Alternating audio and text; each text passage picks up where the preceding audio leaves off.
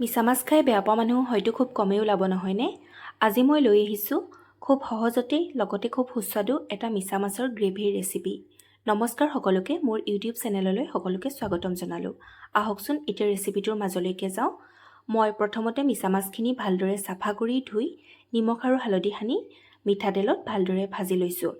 আনফালে মই এচামুচ ক'লা সৰিয়হ আৰু এচামুচ বগা সৰিয়হ লগতে 7ৰ পৰা 8টামান কাজু বাদাম লৈ প্ৰায় 15ৰ পৰা 20 মিনিট সময় তিয়াই ৰাখি এটা মিক্সিত খুব ধুনীয়া মিশ্ৰণ প্ৰস্তুত কৰি ল'লোঁ।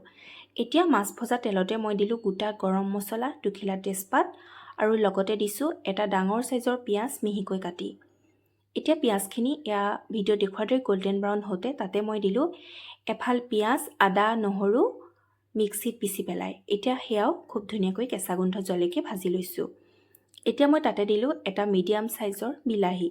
বিলাহীটো গলি যোৱালৈকে ঢাকন দি পেলাই ভাজি ল'লোঁ। এতিয়া মই সৰিয়হ আৰু বাদামৰ পেষ্টখিনিৰ পৰা 2 চামুচ দিছোঁ। 2 চামুচ দিলেই ধুনীয়াকৈ হৈ যাব।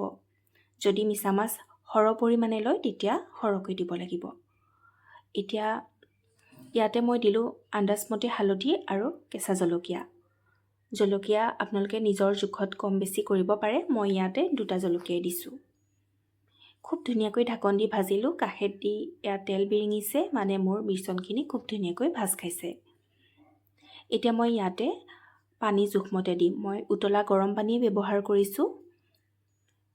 এখন যিহেতু মই গ্ৰেভি বনাইছোঁ সেইকাৰণে বহুত বেছিও পানী নাই দিয়া। ভিডিঅ'টোত হয়তো দেখি ধৰিব পাৰিছে কিমান দিছোঁ। আৰু ইয়াতে মই আন্দাজমতে নিমখ দিলোঁ আৰু লগতে মিছা মাছখিনি দি দিলোঁ। মই মিছা মাছ ইয়াত প্ৰায় 150 গ্ৰাম মানে ইউজ কৰিছোঁ। মিছা মাছখিনি একেবাৰে সৰুও নহয় আৰু একেবাৰে ডাঙৰো নহয়।